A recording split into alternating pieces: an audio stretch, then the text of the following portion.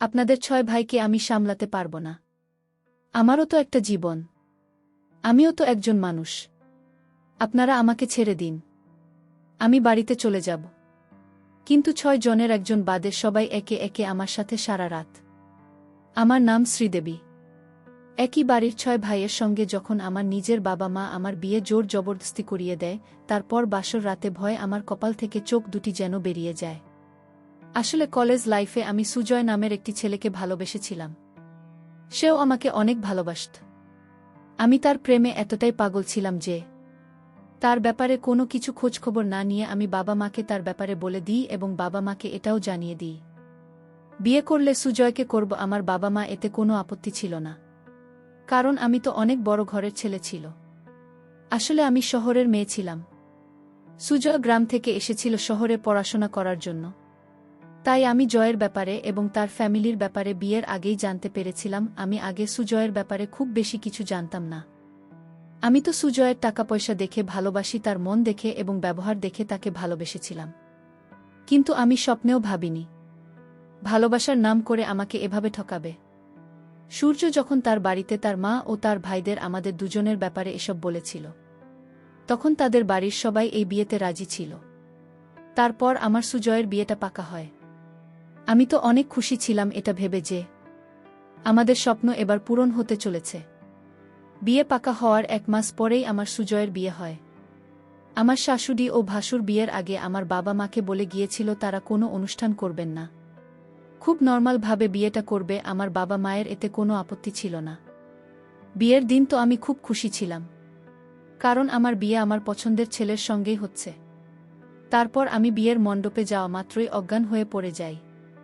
কারণ ওখানে গিয়ে আমি যখন জানতে পারি আমার বিয়ে সুজয়ের বাকি ভাইদের সঙ্গে হবে, মানে ওই পরিবারের একসঙ্গে 6 ভাইয়ের সঙ্গে আমার বিয়ে হবে। তারপর ওই অবস্থায় তারা 6 ভাই মিলে আমার সঙ্গে বিয়ে করে। আমার যখন জ্ঞান ফেরে তখন আমি দেখি একটা বিছানায় 6 ভাই মিলে আমাকে ঘিরে বসে আছে, তার মাঝে সুজয় বসেছিল। আমি তখন কাঁদতে শুরু করি। সুজয়কে বলি, এসব কি হচ্ছে? একটা মেয়ের বিয়ের 6 ভাইয়ের সঙ্গে কি করে হতে পারে? আমি এই বিয়ে মানি না। আমি এখনই বাবার বাড়ি চলে যাব। আমার এত কিছু বলার পরেও সুজয় কিছু বলেনি। সে চুপচাপ মাথা নিচু করে বসেছিল। আমি তখন বুঝতে পেরেছিলাম ও এসব ব্যাপারে মিল আছে। তারপর আমি যখন বিছানা থেকে নেমে রুম থেকে বের হতে যাই, ঠিক ওই সময় আমার শাশুড়ি এসে আমার হাত ধরে বলে, চুপচাপ ঘরে থাক, বেশি বাড়াবাড়ি একদম করবেন না। সুজয় তো তোমাকে ভালোবাসি, তাই না? তাহলে আমি তোমাকে আমাদের গ্রামের এই প্রথার ব্যাপারে বলেনি। তোমার বিয়ে আমার 6 ছেলের সঙ্গে হয়েছে, আর এই বিয়ে তোমাকে মানতেই হবে। আমাদের এই গ্রামের প্রথা, একটা বাড়িতে যতগুলো ছেলে থাকবে তাদের স্ত্রী একজনই হবে, যাতে বাড়ির সুখ শান্তি বজায় থাকে এবং বাড়িতে যাতে কোনো ভাগ বাটোয়ারা না হয়। সেই জন্য আমাদের গ্রামে একটা বাড়িতে যতগুলি ছেলে থাকে তাদের বিয়ে একটা মেয়ের সঙ্গে হয়।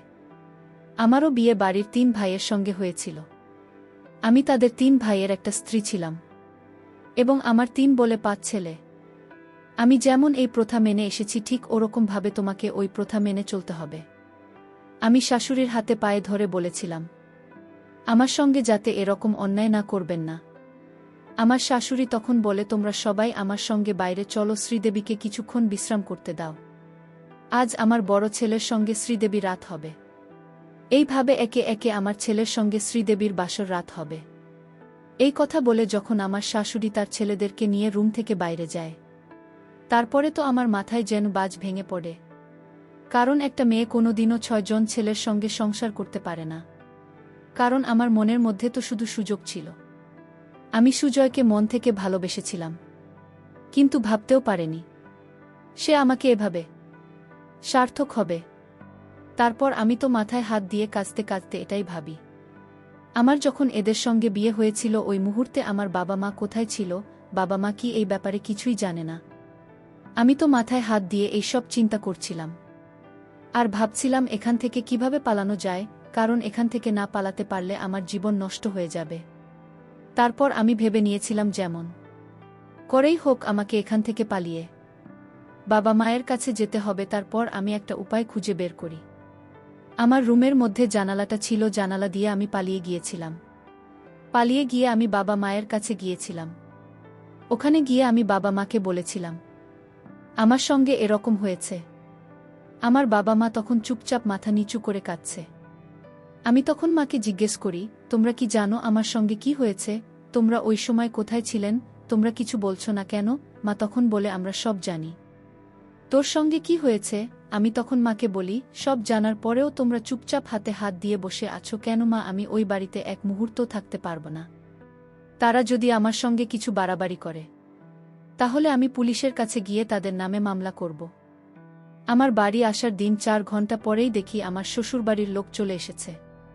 আমার শাশুড়ি তার ছোট ছেলেকে নিয়ে আমাদের বাড়িতে চলে এসেছে এবং আমাকে নিয়ে যাওয়ার জন্য যখন তারা বলে, তখন আমি বাবাকে বলি, বাবা তুমি পুলিশকে ফোন দাও। কিন্তু বাবা তখনও মাথা নিচু করে চুপচাপ দাঁড়িয়েছিল।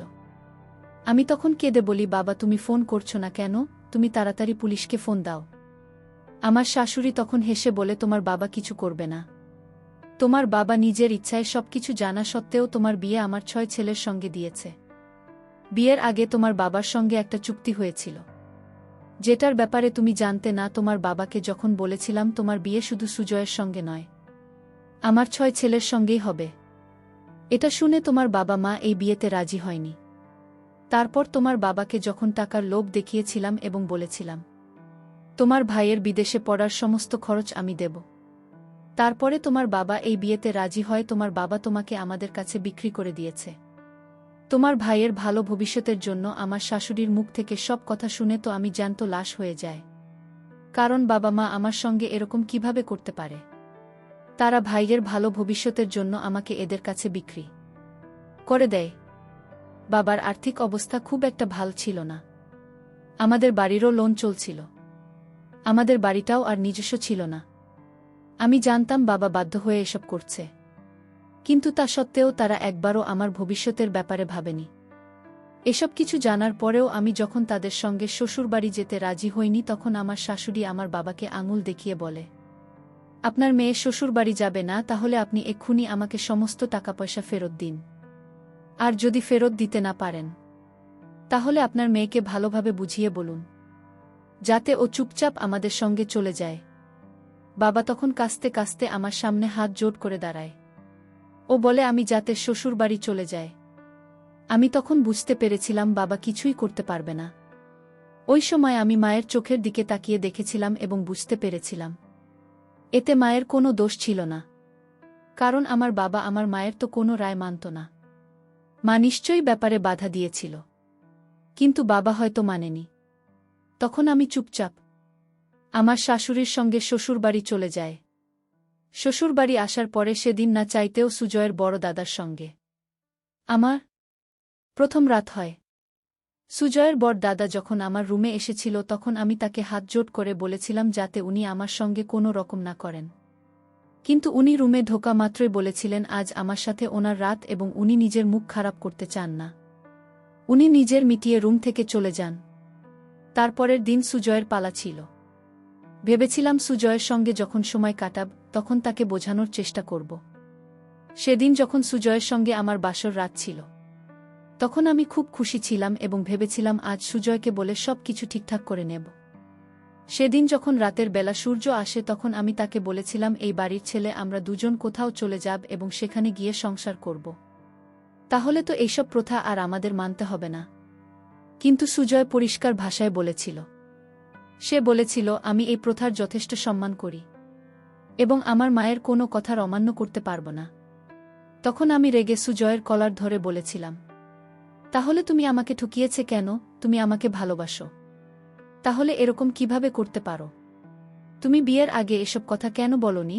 তুমি তো আমাকে অনেক ভালোবাসতে, তাহলে তুমি আমার সাথে কিভাবে এরকম করতে পারো?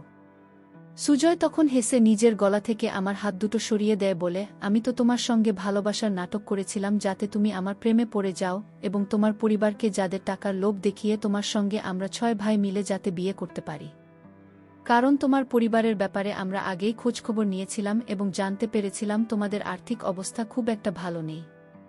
তোমার ভাই পড়াশোনায় খুব ভালো, কিন্তু টাকা পয়সার অভাবের জন্য বিদেশে যাওয়ার স্বপ্ন পূরণ করতে পারছে না।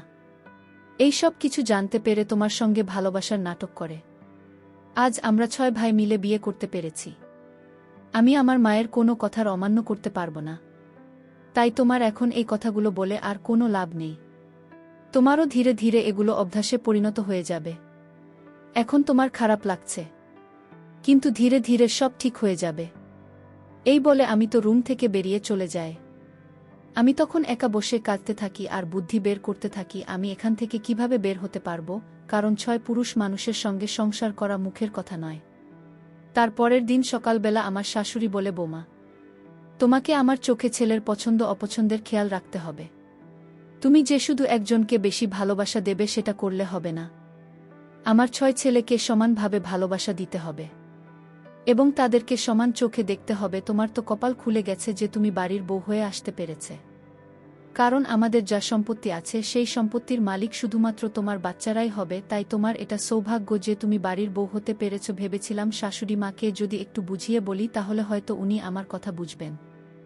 তখন আমি ওনার হাতে পায়ে ধরে বলেছিলাম, আমার সাথে এরকম করবেন না, আমাকে এখান থেকে যেতে দিন, এরকম ভাবে আমি বাঁচতে পারবো না। আমার শাশুড়ি তখন বলে, তোমার ভয় পাওয়ার কিছু নেই, আমি তো আছি তোমার সাথে, তোমাকে আমি সব কিছু শিখিয়ে দেব এবং ধীরে ধীরে তোমার এগুলো অভ্যাসে পরিণত হয়ে যাবে। উনি তো আমার কোনো কথা শুনতে রাজি হননি। সেদিন আমি লুকিয়ে আমার শাশুড়ি ও তার ছেলেদের কথা শুনেছিলাম। আমার শাশুড়ির 6 ছেলে তাদের মাকে নিয়ে ঘরের ভেতরে কিছু কথা বলেছিল। সেই সময় আমার শাশুড়ির মেজ ছেলে মানে সাজি তার মাকে বলছিল, মা, শ্রীদেবী তো সুজয়কে ভালোবাসে, আর আজকের শ্রীদেবীর সাথে আমার বাসর রাত আছে। ওই মেয়েটার সাথে এত অত্যাচার করা কি ঠিক? কিভাবে আমাদের 6 ভাইকে সামলাবে? ঠিক ওই সময় সুজয় ও তার বড় দাদাকে বলে, এত কষ্ট করে মেয়েটাকে বউ বানিয়ে নিয়ে আসতে পেরেছি, আর তুই সব কিছু নষ্ট করে দিতে চাইছিস। আমাদের গ্রামে এই প্রথা অনেক আগে থেকেই সবাই মেনে চলেছে, তাই আমরাও এই প্রথম মেনে চলব। তোকে ভালো লাগুক আর না লাগুক তোকে এগুলো মেনে চলতেই হবে। তখন আমার শাশুড়ি সাজিদের মাথায় হাত দিয়ে বলে, ধীরে ধীরে সবকিছু ঠিক হয়ে যাবে, তাই এসব নিয়ে আর বেশি মাথা ঘামাতে হবে না। এবার তোমরা সবাই নিজের নিজের কাজে যাও। সেদিন যখন সাজিদের সঙ্গে আমার বাসর রাখছিল সেদিন আমি সাজিদের ব্যবহার দেখে অনেক আশ্চর্য হয়েছিলাম, কারণ সে তার বাকি ভাইদের থেকে সম্পূর্ণ আলাদা ছিল।